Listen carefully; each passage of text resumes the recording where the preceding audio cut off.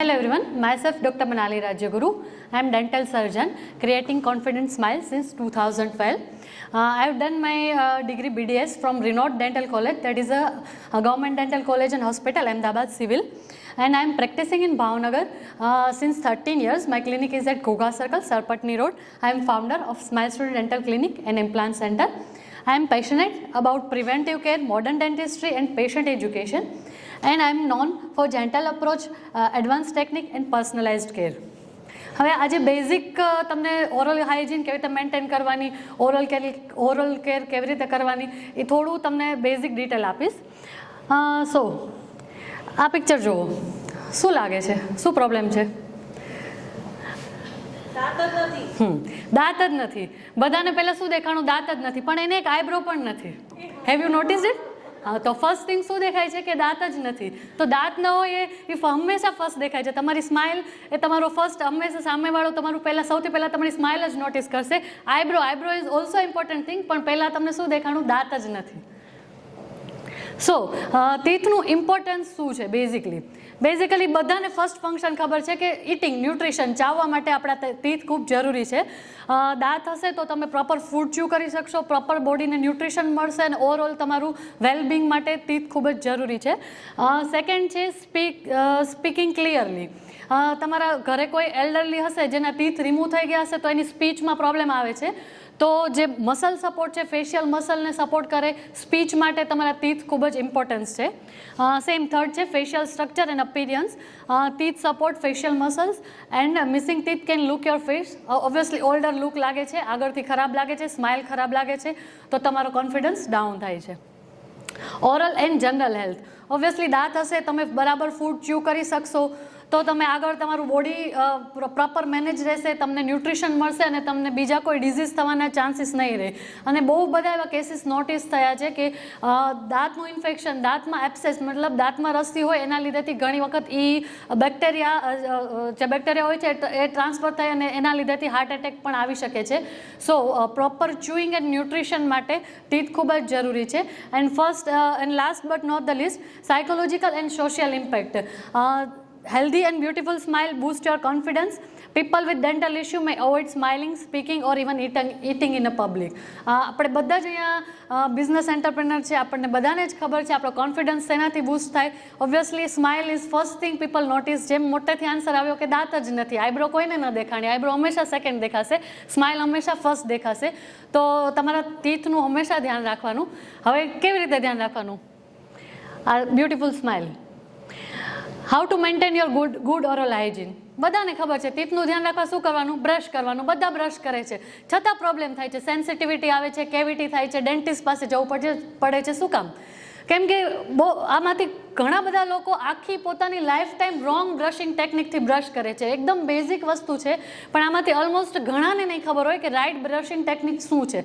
આપણે બધા જ આડું બ્રશ ઘસીએ છીએ, એ રોંગ બ્રશિંગ ટેકનિક છે. બ્રશ હંમેશા ઉપરના દાંતમાં ઉપરથી નીચે અને નીચેના દાંતમાં નીચેથી ઉપર કરવાનું હોય છે. ચ્યુઇંગ સરફેસ ઉપર આગળ પાછળ, એટલે કે બેક એન્ડ ફોર્થ મોશનમાં બ્રશિંગ કરવાનું હોય છે. અને આપણને આટલો પર્ટિક્યુલર ટાઈમ જો નથી મળતો તો આપણે સર્ક્યુલર મોશન યુઝ કરીએ, પણ આડું બ્રશ કોઈ દિવસ નથી ઘસવાનું. આડા બ્રશ ઘસવાના લીધેથી બહુ બધા પ્રોબ્લેમ્સ આવતા હોય છે. ટીથમાં પર્ટિક્યુલર ક્લાસ 5 કેવિટીઝ થાય છે, પછી આગળ જતાં એમાં સેન્સિટિવિટીના ઇશ્યુઝ આવે છે. અને રાઇટ બ્રશિંગ ટેકનિક યુઝ કરવાની છે. 2 ટાઈમ્સ બ્રશ કરવાનું છે. 2 time brushing is not a option, it's must. તો રાઇટ બ્રશિંગ ટેકનિકથી 2 ટાઈમ્સ બ્રશ કરવાનું છે. અને એક હાર્ડ બ્રશ કરશું તો દાંત સારા થઈ જશે, વ્હાઇટ થઈ જશે, એ બિગેસ્ટ મિથ છે. હાર્ડ બ્રશિંગ હંમેશા ટીથને ડેમેજ કરે છે.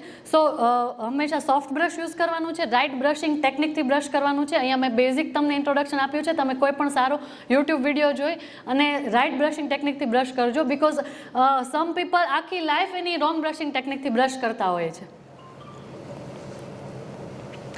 હા, હવે બ્રશિંગ બધા કરે છે, છતાં પણ પ્રોબ્લેમ્સ થાય છે. તો મેઇન રીઝન શું છે? sugar, snacks and silent damage. It's not just what you eat, but it's depend on how often you snack.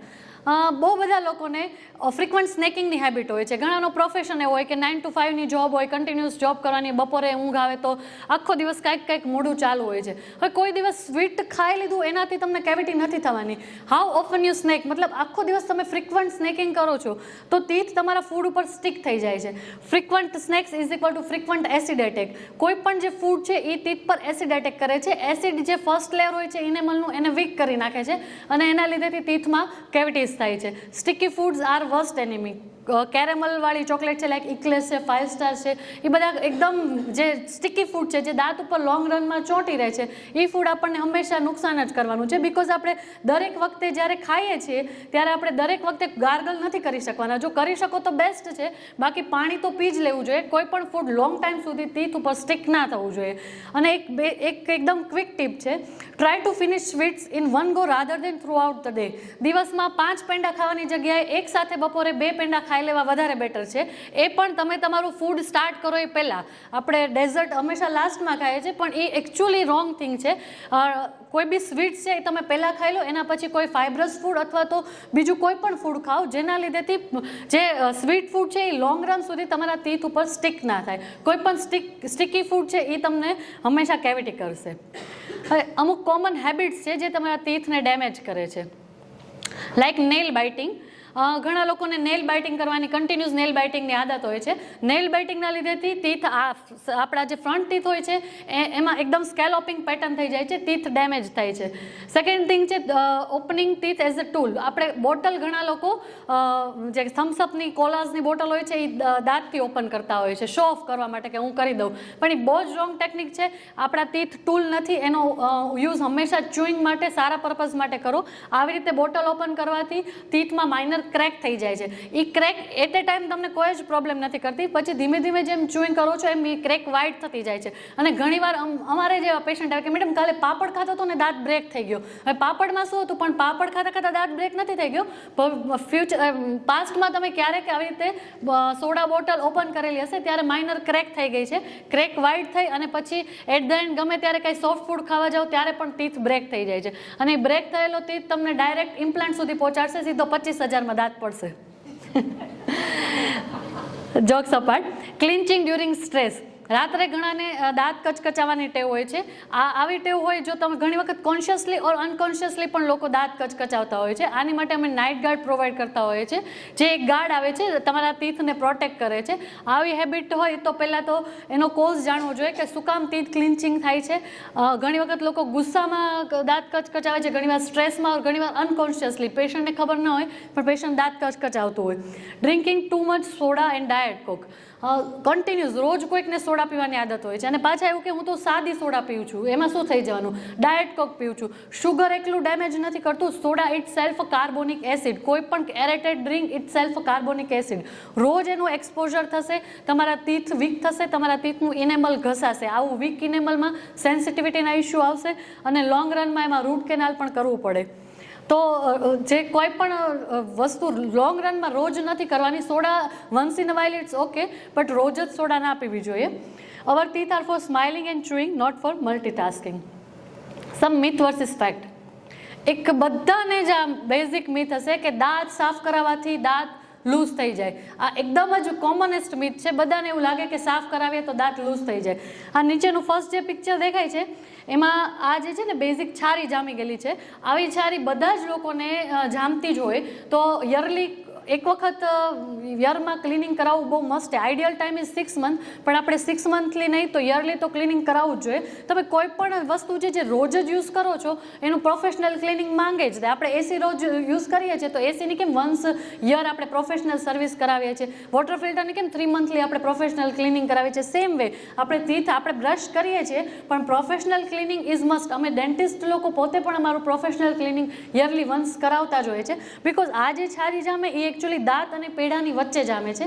એ તમે ક્લીન ના કરાવો તો એ વધારે ને વધારે ડીપ જામતી જાય અને અલ્ટિમેટલી તમારું પેઢું તમારા દાંતથી છૂટું પડી જાય. તો શું થાય કે દાંત લૂઝ થવા માંડે. તો જે છારી છે એ હંમેશા લોંગ રનમાં તમને સાયલેન્ટલી ડેમેજ જ કરવાની છે. બીજું એક મિથ છે કે no pain is equal to no problem. આપણે બધા ડેન્ટિસ્ટ પાસે ક્યારે જઈએ, ખાલી પેઇન થાય ત્યારે. મને તો કાંઈ પેઇન જ નથી, પ્રોબ્લેમ જ નથી. આ બિગેસ્ટ મિથ છે. આવું કોઈ દિવસ ના કરવું જોઈએ. એવરી 6 મંથ તમારે ડેન્ટિસ્ટની વિઝિટ કરવી જોઈએ. બિકોઝ ટીથમાં 3 લેયર હોય છે. ફર્સ્ટ જે છે એને ઇનેમલ કહેવાય, સેકન્ડ છે એને ડેન્ટિન કહેવાય, અને ત્રીજું જે રેડ લેયર દેખાય છે એને પલ્પ કહેવાય. હવે જ્યારે ક્યારે પણ ઇનેમલ અને ડેન્ટિનમાં સડો હોય, કેવિટી ફર્સ્ટ 2 લેયરમાં હોય, ત્યારે તમને કોઈ દિવસ પેઇન નથી થવાનું. તમારી ઓનલી કમ્પ્લેન હશે ફૂડ લોજમેન્ટ. ખાલી ફૂડ ફસાય, ક્યારેક સેન્સિટિવિટી આવે ઠંડા ગરમમાં, અને ક્યારેક હળકી કળતર થાય. બીજું કાંઈ જ તમને પ્રોબ્લેમ નથી થવાનો. જ્યારે ત્રીજા લેયરમાં એટલે કે પલ્પમાં કેવિટી જાય છે ત્યારે તમને પેઇન સ્ટાર્ટ થાય છે. અને પલ્પમાં કેવિટી જાય ત્યારે હંમેશા તમારે રૂટ કેનાલ, પેઇન સ્ટાર્ટ થાય it means root canal. Pain નથી તો આપણે દાંતને ફિલિંગથી ટ્રીટ કરી શકીએ. પેઇન નથી, પ્રોસિજર રિવર્સિબલ છે. એક વખત તમને પેઇન થયું, ત્રીજા લેયરમાં તમારો સડો ગયો, તો એ રૂટ કેનાલ આપશે. Root canal cost you around, root canal and crown cost you around 5 to 10,000. તો હંમેશા પ્રિવેન્શન કરો. Prevention is best major. Kids teeth, કે બાળકોના દાંતની સંભાળ કેવી રીતે રાખવી જોઈએ? તો જ્યારે બાળક જન્મે છે અને 6 મંથનું થાય અને 1 to 2 ટીથ આવે છે, ત્યારથી જ એનું ફિંગર બ્રશથી હંમેશા ટીથ ક્લીન કરવાની ટેવ રાખવી જોઈએ. અને બાળકને ફર્સ્ટ ડેન્ટલ વિઝિટ 1 યર સુધી બાળકની થઈ જવી જોઈએ. તો બાળક ડેન્ટલ ક્લિનિકના, ડેન્ટલ ચેરના એટમોસ્ફિયરથી વાકેફ થશે, અને ભવિષ્યમાં ક્યારે પણ બાળકોને ડેન્ટલ ટ્રીટમેન્ટ આવશે તો એને ફિયર નહીં રહે. તો હંમેશા બાળકોની ફર્સ્ટ ડેન્ટલ વિઝિટ એના ફર્સ્ટ યર સુધી કરાવી નાખવી જોઈએ. અને રાત્રે બોટલ ફીડિંગ બિગ નો. ઘણા બાળકોને રાત્રે દૂધની બોટલ મોઢામાં રાખીને સૂઈ જવાની આદત હોય છે. એનાથી આગળ નર્સિંગ બોટલ કેરીઝ થવાનો બહુ ભય રહે છે. એમાં મેજર ટ્રીટમેન્ટની જરૂર પડતી હોય છે. તો ક્યારે પણ બાળકને બોટલ મોઢામાં આપીને સુવડાવવું ના જોઈએ. બસ આ બેઝિક ટિપ્સ એન્ડ ટ્રિક્સ હતી મારા ક્લિનિક વિશે, smile studio dental clinic and implant centre. અમે advance pain free treatment provide કરીએ છીએ. Friendly atmosphere, clean and hygienic environment, dental x-ray, smile makeover services and kids zone, special care for anxious patient. All latest technology हमारा clinic पर available है. And we are not just treating teeth, we care for person behind the smile. આમાં Google reviews છે, patient ટેસ્ટિમોનિયલ and stories છે. 5-star rated clinic છે. Google પર મારું 351 around reviews છે. Every patient is very happy and satisfied. So dental health is not about just money or big treatment. It's about small daily habits. So you don't need perfect teeth. You just need healthy one. So remember, your smile is first thing people notice. Let's keep shining. Thank you. મારું Instagram handle છે doctor Manali Rajyaguru. એમાં હું basic short tips and tricks મૂકતી હોઉં છું. Short videos હોય છે. મને એમાં અરાઉન્ડ 8.5 to 9K ફોલોવર્સ છે. પ્લીઝ મને ફોલો કરજો, અને નાની ટિપ્સ માટે તમને એમાં બેનિફિશિયલ રહેશે. Thank you everyone.